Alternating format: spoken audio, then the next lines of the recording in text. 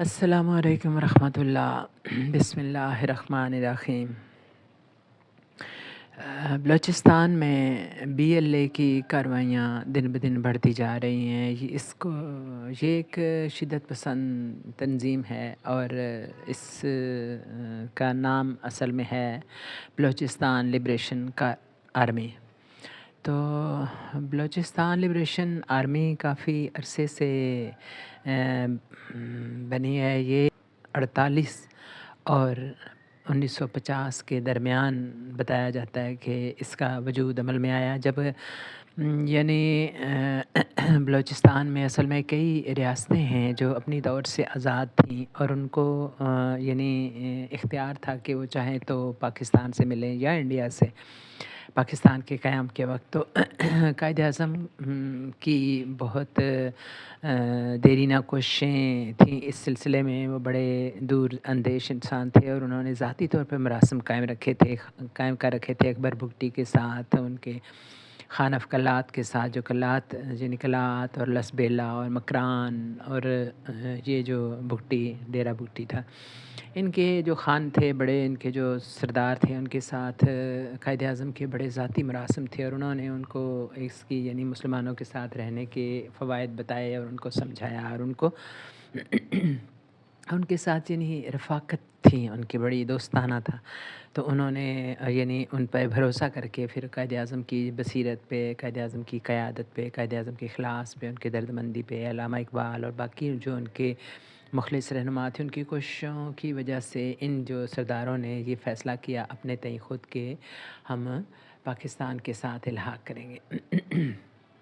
تو یہ الحاق جو تھا وہ کچھ شرائط کی بنیاد پر ہوا تھا، یعنی ان کی خود مختاری کو نہیں چھڑا جائے گا۔ کچھ اور بھی شرائط تھیں جس پہ یعنی عمل درآمد کا وعدہ کیا گیا تھا، لیکن وقت گزرنے کے ساتھ ساتھ قائد اعظم کی ناگہانی جو وفات تھی اس کی وجہ سے جو ہے نا حالات بڑی تیزی سے بدلے اور ایک یہ کہنا چاہیے خود غرض ٹولہ جو تھا ملک پہ کے سیاہ و سفید پہ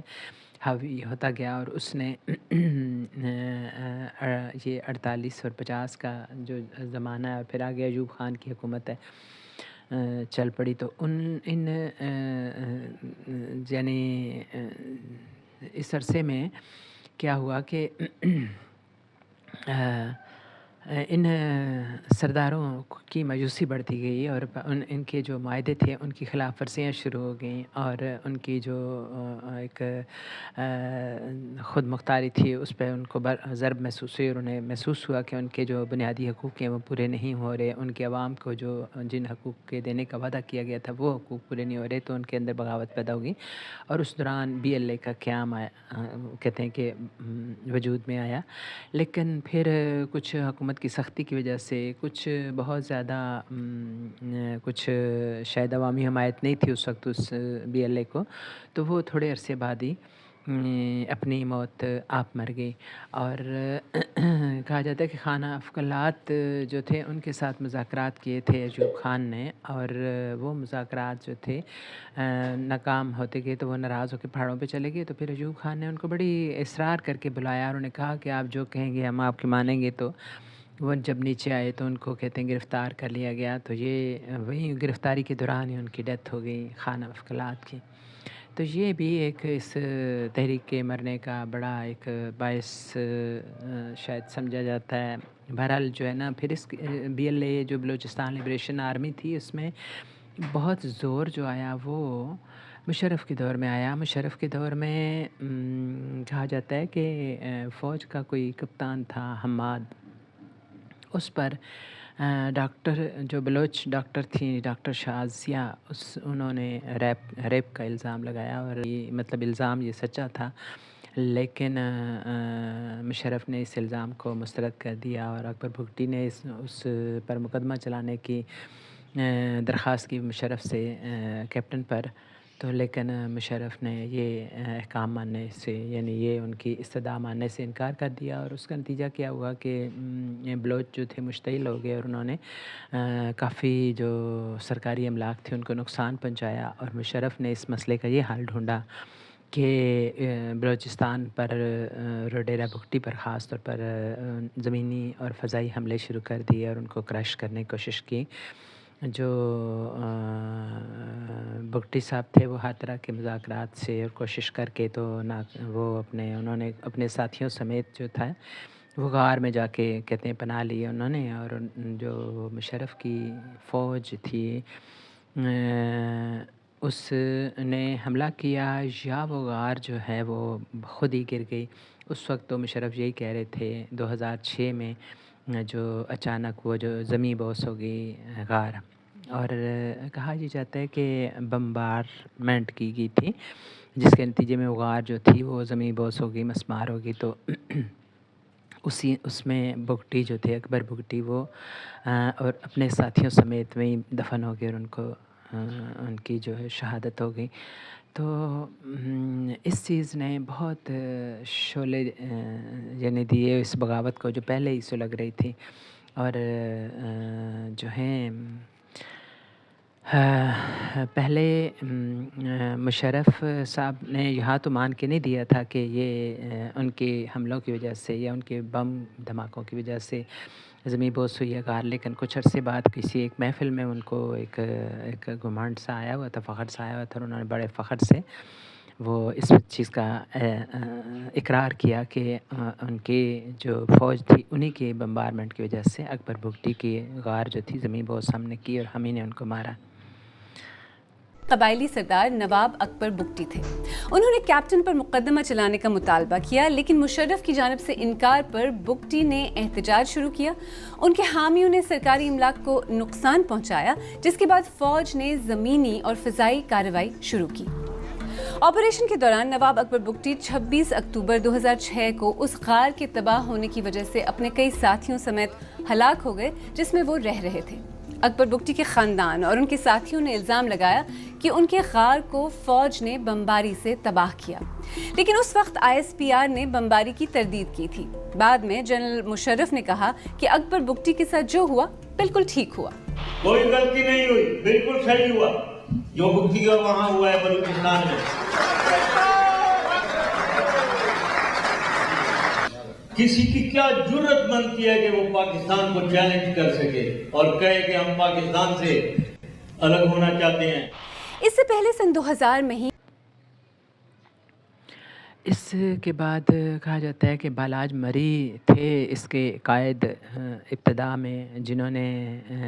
BLA کا قیام، ان کی قیادت میں سب سے پہلے وجود میں آئی یہ BLA۔ تو اس نے بہت زیادہ حملے کیے، بلوچستان کے اندر بھی سرکاری املاک کو نقصان پہنچایا، احتجاج کیے۔ تو یہ بالاج مری جو تھے 2000 میں یہ وجود میں آئی تھی جو BLA ہے، اور 2006 میں اکبر بگٹی کی شہادت ہوئی، اور 2007 میں کہا جاتا ہے کہ بالاج مری کو افغانستان میں ایک حملے کے دوران مار دیا گیا، اور جو بلوچ ان کی حمایتی تھے وہ یہ دعویٰ کرتے ہیں کہ جو بالاج مری تھے ان کو پاکستان کی سیکیورٹی جو افواج تھے، سیکیورٹی اہلکار تھے، انہوں نے مارا تھا۔ تو بہرحال اس چیز نے اور زیادہ بلوچوں میں ایک بے چینی پیدا کی۔ پھر جو IG ہیں اس زمانے کے محمد یعقوب، وہ بیان کرتے ہیں، کہتے ہیں کہ جو زیادہ ان کا جھگڑا تھا وہ سوئی کے مقام پر نکلنے والی جو گیس تھی اس کی رائلٹی کا تھا، اور وہ رائلٹی جو مانگ رہے تھے وہ رائلٹی ان کو نہیں دی گئی۔ تو جب نہیں دی گئی، حالانکہ وہ کہتے ہیں کہ وہ بہت بڑی کوئی مدد ایک رقم بھی نہیں مانگ رہے تھے، اس سے کہیں زیادہ نقصان ہوا جب کہ احتجاج ہوا، اور یہ BLA اور اس طرح کے احتجاجی گروپ اور بھی بنے، اور انہوں نے سرکاری املاک کو بھی نقصان پہنچایا اور ملک کے امن عامہ کو بھی کافی نقصان پہنچا۔ تو اس سے بہتر تھا کہ وہ رائلٹی ان کو دے دی جاتی۔ تو پھر یہ ہے کہ یہ بتایا جاتا ہے کہ یہ BLA بعد میں 2 گروپ میں تقسیم ہو گئی، اور اس میں سے ایک گروپ جو تھا وہ انڈیا چلا گیا۔ انڈیا یعنی 2 ان کے جو باغی تھے BLA کے، وہ چلے گئے انڈیا، اور انڈیا سے جب وہ واپس آئے تو ان کو قبول کرنے سے انکار کر دیا اور ان کو BLA سے نکال دیا گیا۔ تو انہوں نے BLA ہی کے نام سے ایک نئی ایک تنظیم بنا لی، اور وہ جو تنظیم تھی کہتے ہیں اس نے زیادہ زور و شور سے کام کیا، کیونکہ اس تنظیم کے متعلق کہا جاتا ہے کہ اس کو اس BLA کو جو یعنی اسلم اور زیب بشیر نے بنائی تھی. پھر اسلم جو تھے وہ بعد میں مارے گئے، اور تو زیب بشیر جو ہے ابھی تک وہ آپریٹ کر رہے ہیں. تو زیب بشیر جو تھے ان کے بارے میں کہا جاتا ہے کہ انہوں نے انڈیا سے مالی مدد بھی ملتی ہے اور انہیں لاجسٹک مدد بھی حاصل ہے. تو انہوں نے اس کو ماڈرنائز کیا جو BLA تھی، اور یہ BLA جو ہے اس نے بہت ساری کارروائیاں کی، کچھ ریکارڈ پہ آئیں اور کچھ نہیں آئیں. اور وہ جو کراچی ایئرپورٹ پہ 2 چینی مارے گئے تھے اور ان کے ساتھ 10 راہگیر زخمی ہو گئے تھے، یہ بھی اسی BLA کا کارنامہ تھا. پھر ایک کراچی یونیورسٹی میں جو ایک ٹیچر تھیں شاری بلوچ، انہوں نے اپنے ساتھی 3 چینی ٹیچرز کو مار دیا تھا. یہ لوگ غیر بلوچ جو پنجابی یا کسی بھی علاقے سے تعلق رکھنے والے مزدور ہوتے ہیں ان کو مارتے تھے، چینیوں کو مارتے تھے اور سرکاری املاک کو نقصان پہنچاتے تھے. اور یہ کہا جاتا ہے کہ 26 اگست 24 کو جو ایک سیریز ہوئی تھی حملوں کی، تقریباً کچھ 14-15 حملے مختلف قصبوں میں بلوچستان کے ہوئے تھے، وہ بھی BLA کے ہی کام سمجھا جاتا ہے. انہوں نے قبول کیا ہے اس کی ذمہ داری. اور ماڈرنائز اس معنی میں ہے یہ کہ کہا جاتا ہے کہ جو BLA ہے اب بہت ٹیکنیکل ہو گئی ہے، ہائیلی ٹیکنیکل ان کا یہ کام ہو گئے ہیں. ان کے پاس ہتھیار بہت جدید قسم کے ہیں، اور ان کے جو لوگ ہوتے ہیں وہ بہت ٹرینڈ طریقے سے یعنی آپریٹ کرتے ہیں. وہ انہیں پہلے سے ریکارڈ لوگوں کے بہت تفصیل سے پتہ ہوتے ہیں جہاں پہ انہوں نے حملہ کرنا ہوتا ہے. اور ان کی برانچز ہیں مختلف. ایک برانچ جو ہے وہ خودکش حملے کے لیے لوگوں کو ذہنی طور پر تیار کرتی ہے، پھر دوسری برانچ اس کے لیے تیاری کرتی ہے، تیسری برانچ جو ہے وہ اغوا اور جو تاوان ہے اس کا کچھ مطالبہ کرتی ہے. اور اس طرح سے مطلب ان کے آپریشن کے لیے ایک آرگنائز ایک سسٹم بنا ہوا ہے. پھر وہ یہ لوگ کمپیوٹر سے بہت زیادہ یعنی لیس ہیں. یہ سوشل میڈیا کے لیے بڑی ہائی کوالٹی کی ویڈیو بناتے ہیں جس میں وہ اپنی یعنی تیاری کا بھی سم ٹائم بتاتے ہیں، اور پھر جب وہ اغوا کرتے ہیں کسی کو یا کوئی لوگوں کو مارنے کا کام کرتے ہیں، ان کے اوپر بسوں کے اوپر جیسے مثلاً حملہ کیا جاتا ہے تو اس کی ساری ویڈیو وہ جاری کرتے ہیں کہ کیسے وہ شناخت کرتے ہیں لوگوں کی، کس طرح سے لوگوں کو دہشت زدہ کرتے ہیں اور کس طرح سے وہ پھر بے دردی سے ان کو مار دیتے ہیں، اور یعنی حکومتی مشینری کو کس طرح سے وہ بے بس کرتے ہیں. یہ ساری ان کی ویڈیو میں اس کا ذکر ہوتا ہے. تو پاکستانی حکومت نے BLA کے انڈیا کے ساتھ رابطوں کے حوالے سے ایک ثبوت پیش کیا ہے ہمیشہ، جو کلبھوشن یادیو ہیں جو کہ ایک کوئٹہ سے پکڑے گئے، اور وہ ایک ایکٹیو ملٹری آفیسر ہیں جن کے بارے میں عالمی عدالت میں مقدمہ چلایا گیا، اور اس میں پاکستان اور بھارت کو یعنی دلائل دینے پہ کہا گیا. تو وہاں پاکستان نے بار بار کہا کہ جی یہ ہمارے ہاں جو ہیں آپریٹ کرتے ہیں، ہمارے ملک میں ہمارے لوگوں کے ساتھ مل کے تو بدامنی کرتے ہیں اور ہماری نقصان پہنچاتے ہیں لوگوں کو. تو بھارت نے یہ کم از کم تسلیم کیا کہ یہاں یہ جو کلبھوشن یادیو ہیں یہ ان کے اپنے سرونگ حاضر سروس یعنی ملٹری آفیسر ہیں، یہ انہوں نے خود مانا. اور کلبھوشن یادیو کے کئی جو ہیں ثبوت ہیں کہ وہ آپریٹ کرتے ہوئے بلوچستان میں پکڑے گئے. تو بہرحال یہ کہا جاتا ہے کہ بی ایل اے اب اتنی طاقتور ہو گئی ہے کہ بعض اوقات ایسے لگتا ہے کہ وہ مختلف قصبوں اور دیہاتوں پر قبضہ کرنے کی پوزیشن میں ہے، اور جو کچھ دفاعی تجزیہ نگار ہیں وہ یہ کہتے ہیں کہ پہلے بی ایل اے کی جو قیادت تھی وہ بلوچ سرداروں کے پاس تھی، لیکن اب یہ قیادت طلباء